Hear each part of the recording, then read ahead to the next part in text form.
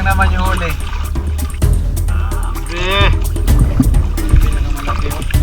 Wow!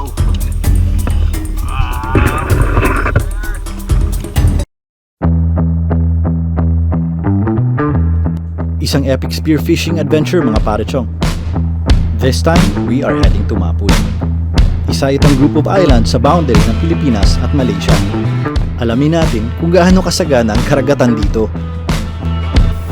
Kasama namin ang veteran Spiro na si Ian Cervelon ng Tribu Mandaragat, ang Speargun Specialist na si Gaga Orozco ng Spearman's Gear, J.M. Lani ng Mapun Anglers Club, Jeff, also known as Captain Jack Barbosa. Samahan nyo kami sa Cagayan de Sulu for another expedition. Spearfishing Mapun, let's go!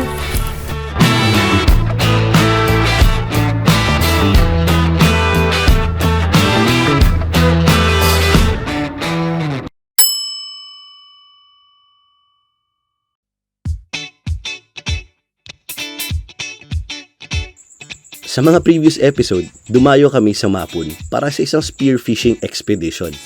Binisita namin ang iba't ibang isla at nakita kung gaano kaganda dito. Sa mga dive namin island to island, kahit papano nakahuli kami at nakabenta ng sapat para panggas at pang araw-araw na konsumo.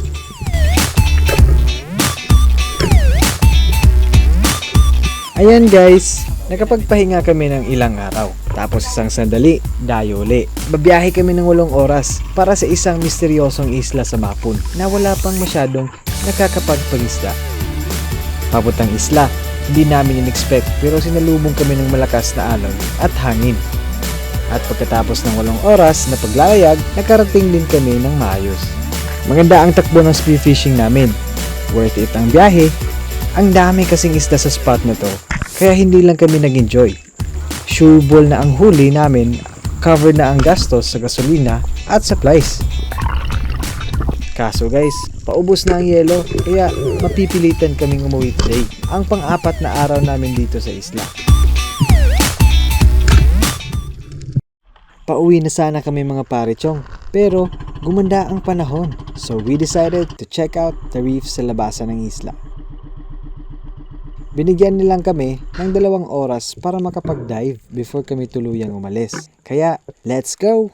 But before tayo magpatuloy, this is a bumphead parrotfish. Considered as rare ito sa Pilipinas. But it's not critically endangered katulad ng mameng o Napoleon wrasse. And it's not illegal to take. Sa mga adventures namin, ilang beses na namin ito nakita. But hindi kami kumukuha dahil nga rare nga ito sa ibang parte ng Pilipinas. But here in Tawi-Tawi, this is regularly taken for consumption. Maraming nagsasabi na masarap din ito. Also, stories from Tawi-Tawi Spiro, hindi daw ito tinatablahan ng spear gun dahil sa kapal ng kaliskis.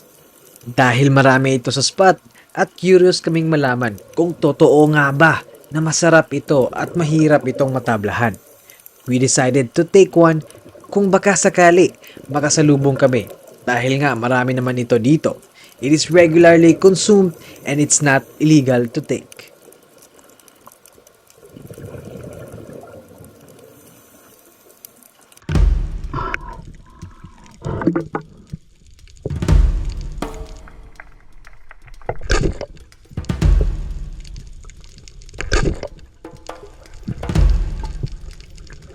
Time for some action! Gaya sa previous episode mga parechong, excited yung mga isda dito.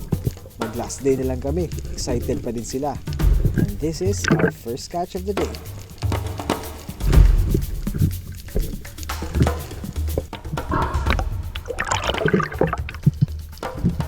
Guys, this is your yellow lip emperor. Considered a rare catch ito sa spearfishing. At hindi pa ako nakuha ng ganito. I am trying to stock it. Sobrang apprehensive ng isdang to. Ayaw talaga lumapit. Let's try our luck sa second drop.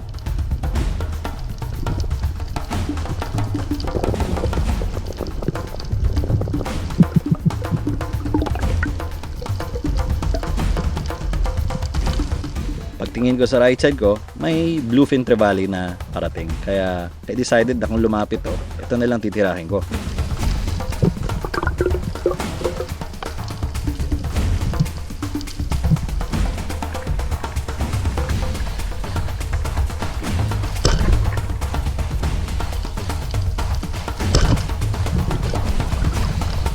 Grabe guys, ngayon lang ako nakatira ng Bluefin Trevally na nasa 2 to 3 meters lang ng tubig. That's one fish in the bag, pangdagdag natin sa ating mga supplies at panggasolina. Dito guys, ang point of view ni Master Ian from Tribu Mandaragat. Nag-drop lang siya ng ilang meters guys. Napansin ko, congested pa rin si Ian. Pero it's not gonna stop him from hunting. Dito sa spot na to, dami talagang bait fish guys. Panoorin natin tong clip na to kung paano nakuha ni Ian ang isang green jobfish.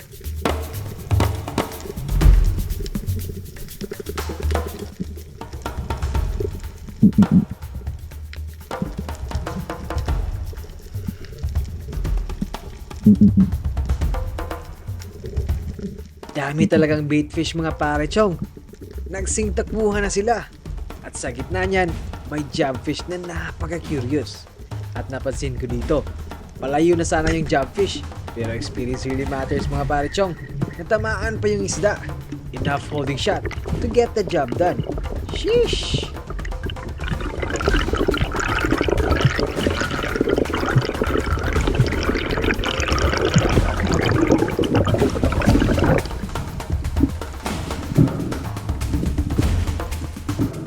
At ayan, saktong-sakto yung size mga pare chong. Dispatch lang natin agad. Sheesh!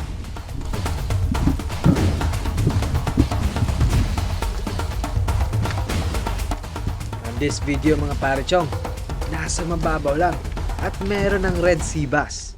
Medyo mailap sila ngayon. Huwag lang natin pilitin. Baka makita lang natin yan mamaya.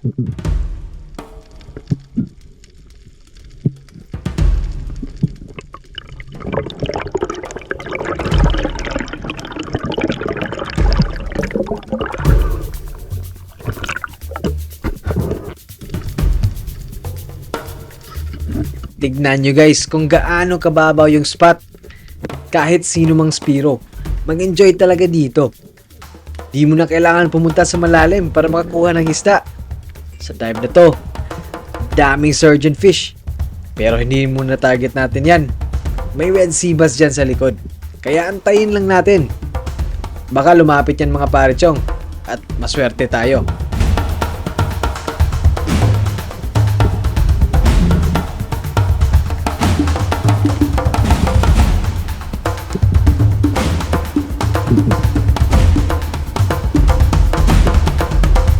Di talaga lumapit guys. Pag ganitong sitwasyon, wag lang natin pilitin. Kaya let's go back and let's get some air.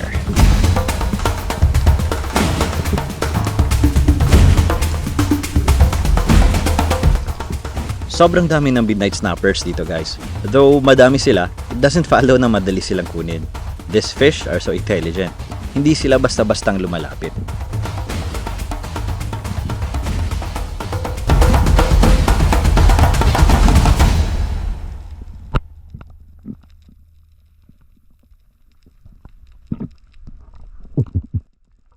Siguro those fish are in range. Pero hindi ako sigurado eh. Nag-alanganin ako. Kaya hindi ko na sinubukan. Para sa akin, mas okay na hindi tirahin ng isda kung nag-aalanganin ka.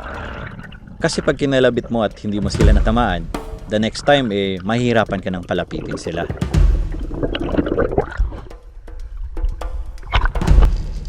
And 5 minutes naman after ko nakakyat, may nagpakita agad na Maori sea perch o kumnay o kanlay sa local dialect natin. Akala ko talaga makakaisa na ako pero kinulang pa rin tayo sa range. Uneasy ng katawan ko dito at kulang na sa hangin kasi nga nagpakita to, hindi pa ako nakaka-recover na maayos. Kaya babay muna. Again, it's amazing kasi nasa mga 4 meters na to na tubig.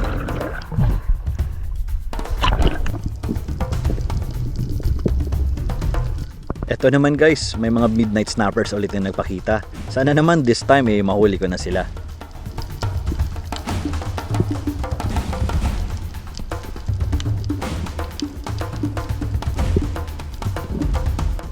Yung taas ng pangpang, that's already 10 meters. Pero plano ko pang bumaba sa ilalim. For this day guys, medyo pahirapan ang dive namin. Laspag ng katawan at medyo pagod na talaga. Kaya sobrang tagal ng interval namin during dives para makapagpahinga ng maayos. This is our 4th day, straight na pag-dive. Magto 20 meters na ako guys at may naispatan akong red bass. Instead na night snapper, red bass ang nagpakita.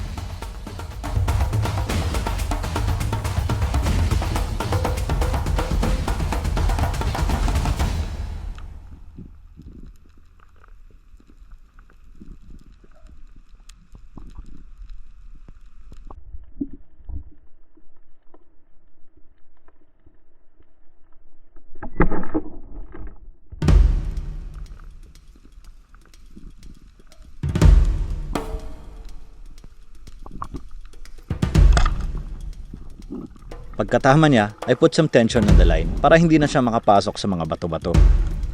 Umabot din sa 20 meters ang dive ko guys. Ayoko na tong balikan kasi medyo malalim na. Yun nga sabi ko kanina, sobrang pagod na ako.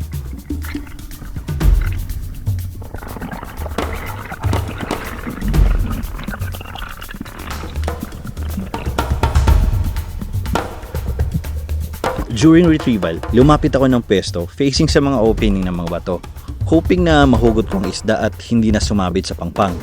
Salamat naman at it worked. Hindi ko na kailangang mag-dive para ma-retrieve ang isda.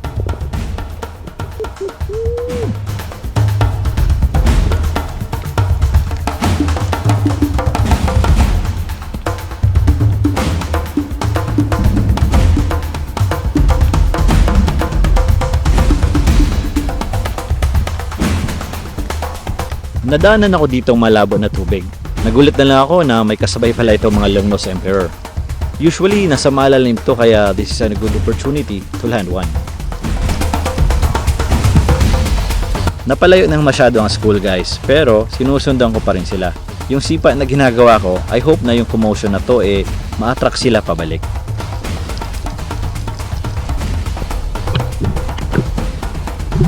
Nag-pay off naman yung habulin natin guys kasi ayun sa unahan ko, medyo nasusulyapan ko na sila.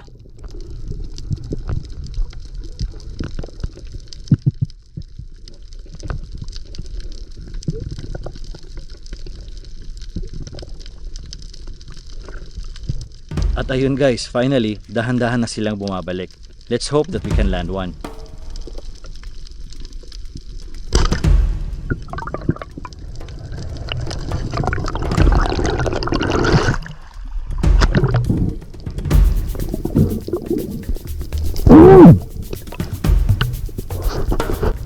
At ayun na guys, isang long-nosed emperor in the bag. Ice here mga pare chong. Napansin ko, daming surgeonfish na nagpakita at lahat sila papunta sa kaliwang direksyon. Yun pala ay may naghabol sa kanilang GT. Legit na talaga tong GT guys at nasa surface lang. Isa ito sa mga paborito kong shot. Let's watch mga sir. At ayan! Napakaganda ng tama. Wala nang laban pa. Sheesh!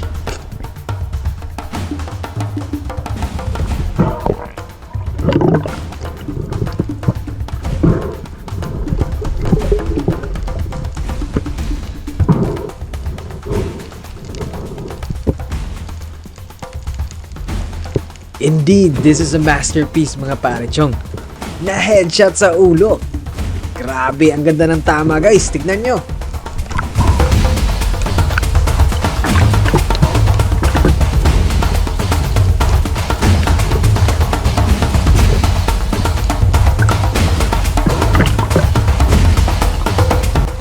Dito mga pare chong.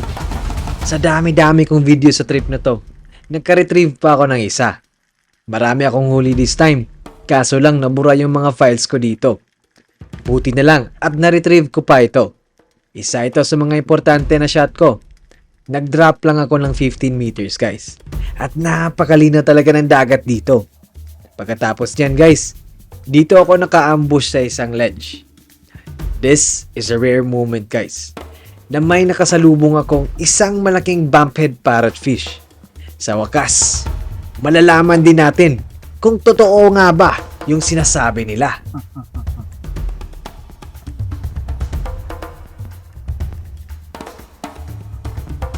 In a distance mga parechong, nandun na nga sila.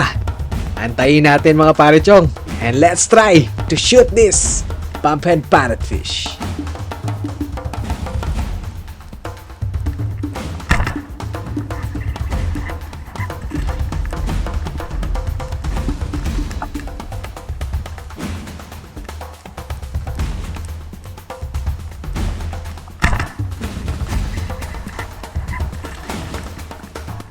Grabe nga mga pare chong.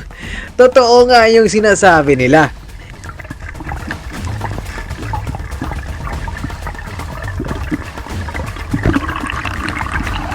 Hindi nga tumagos yung shaft ko at nakawala pa. Oh well guys, di muna tayo makatikim ng isda na to. Better luck next time na lang. Sheesh! Good morning guys! That's a wrap! So, kakatapos lang namin mag-dive. Nakita muna natin yung huli natin dito. Binaw, di ka mag-dive.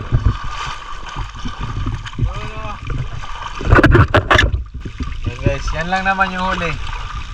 Grabe! Ito yung pinakamalaki oh. Wow! Wow!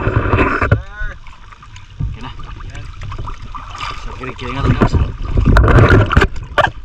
What's up, Captain Jack?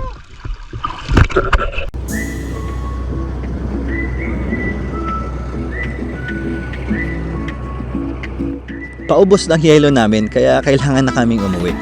It's either ito o ang shipwreck sa Sitangkay ang pinakamalupit na spot na napuntahan namin ever since we started our journey. Sa totoo lang, nabitin kami kasi we found a spot na marami talaga ang isda at may potensyal na may mga mamaw na nakatira.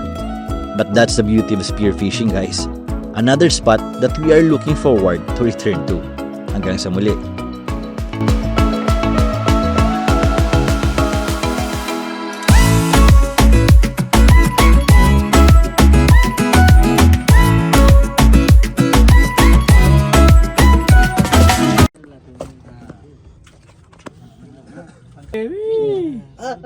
Ito yung mga isda na titake home namin.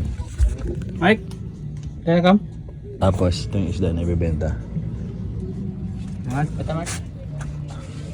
Ilan yung hula mo bro? Feeling mo? Yeah, mag-range yan bro, mga 10,000. Tiwala Tingnan natin. Hindi, ikaw. mo doon bro. Nandun yung isda oh. Diyan. Kadadadan dyan. Yung ibibenta namin nandun. Pero secured na yung pang take home. Nandun na.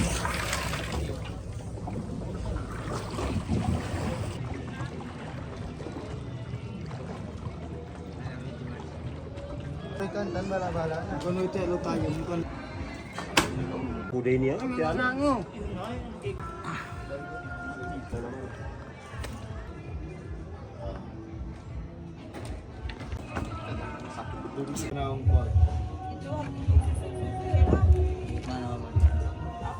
Pambong yan, ano video.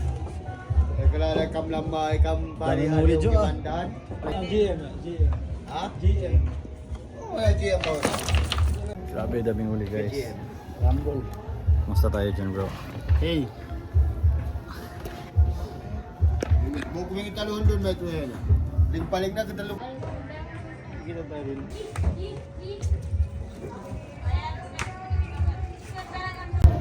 So yung batch na yun bro, magkano yung per kilo? Siguro bro, mga 90 to 100 per kilo. Kamsa, tsaka mga 50. 90 to 100. Let's see kung magkano aabutin. Ilang kilo total bro? Ilang kilo yung bro? Total? Guess what mga bro? Yun oh. We got Good. 125. 125.5. Ano boss? Ka telephone numero nanay ka? 100. 125.5 kilos. Ito siya bro. 125 kilos tapos mga 25 kilos din na pinamigay tapos 25 kilos na inulam, so roughly mga 175 kilos tangigid. Bawi na bro. Di lang bawi, enjoy pa. Indeed, this trip was one of a kind. Di talaga namin in-expect na nagkapunta kami dito. We will never forget this trip. Napakabuwis buhay yung ginawa namin. But to top it all up, sobrang enjoy naman. You really can't buy the experience mga pare chong. This wouldn't be possible without our good friends here, especially ni Gaga, JM, Captain Jack, Nanay Dharma and family, Ian Cervelon, Albab and family, at sa lahat ng nakaibigan namin sa Mapon Island. Maraming salamat. Babalik kami for sure. Sobrang love talaga namin yung passion namin for traveling, exploring, and spearfishing. Sana masuportahan nyo kami para maka-explore pa kami ng maraming magandang lugar sa Pilipinas. Don't forget to subscribe mga parechong. Thank you and see you on the next episode. Q!